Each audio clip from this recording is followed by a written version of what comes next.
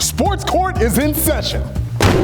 Sports Court, sponsored by Ferris State University. On the docket tonight was Juwan Howard's punishment too lenient? Absolutely. The Big Ten couldn't do much more than what they did. They're limited by rules. 2-game suspension, $10,000 fine. The University of Michigan, however, could have dropped the hammer and made it clear that Juwan Howard would not be coaching basketball again this season. They left the door open for him to potentially return during the Big Ten tournament or the NCAA tournament should Michigan make it. Juwan Howard should not be coaching basketball for the Wolverines until next season. Well, Jamal, I am really going to earn my lawyer card this week because I'm going to prove you wrong, and I'm going to say that the punishment in this instance perfectly fit the crime. Under the Big Ten sportsmanship rule, Howard just needed a 2-game suspension and a $10,000 fine. But they did better than that. They worked with Michigan. They gave him a 5-game suspension and a $40,000 fine. What more do you want?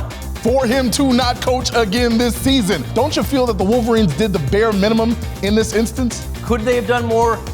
Perhaps, but this would have been hanging over them for the entire postseason and then going into next season. Juwan Howard may not be the knight in shining armor that Michigan fans have hoped, but he's not Bob Knight. I mean, for goodness sake, give the guy a break. He's had run-ins before. 5 games gives him plenty of time to sit. I think we can both agree that while Howard deserved pretty much all the blame, there was some things that Greg Gard could have done better. How do you think that factored into maybe the punishment in this instance? I think people might be a little bit salty because all Greg Gard got was a $10,000 fine when he grabbed Juwan Howard in the line. Greg Gard could not have done that. But Juwan Howard did 3 things before that. And what you ultimately have to ask yourself is, could the University of Michigan have done more? Yes. Should Juwan Howard set a better example for his players? Yes. Should you ever strike an opposing coach? Of course not. What you mentioned, Mike, was the most important part. Juwan Howard has had previous run-ins before. The Big Ten tournament last year against Maryland, he got ejected from a game for getting into an argument during the game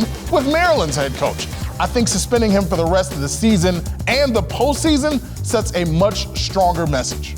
Michigan and the Big Ten had the right to do it, but I think had you have gone further, you would have needed Michigan's commitment to do it, and that would have put the Wolverines in a very awkward place where they would have had to side against their head coach, because Juwan Howard would have protested that. In this instance, they looked at the big picture and they said, you know what, 5 games, much stricter than 2 games. Perhaps this will be the wake-up call that I think Juwan Howard desperately needs. What's your verdict? Who do you think made the better argument? Me. Head to the 13 on Your Side Facebook page or text COURT to 616-559-1310 and comment. Last week we asked if Matthew Stafford deserved to be in the Hall of Fame. Our jury decided nope, but it was still somewhat close. Yeah, maybe he'll make a good fourth quarter comeback. John was a yes, saying anyone who spends that many years with the Lions should automatically be in. I agree that holds some weight. And Lisa Ann was a no. He was known for fourth quarter comebacks, but if he hadn't thrown the interceptions that put the team in the hole in the first place, yeah, you got a point there. And there were so many who said it was still too early to tell. I guess we'll have to wait and see. And you only have to wait one more week to see us with another case. Until then, Sports Court is adjourned.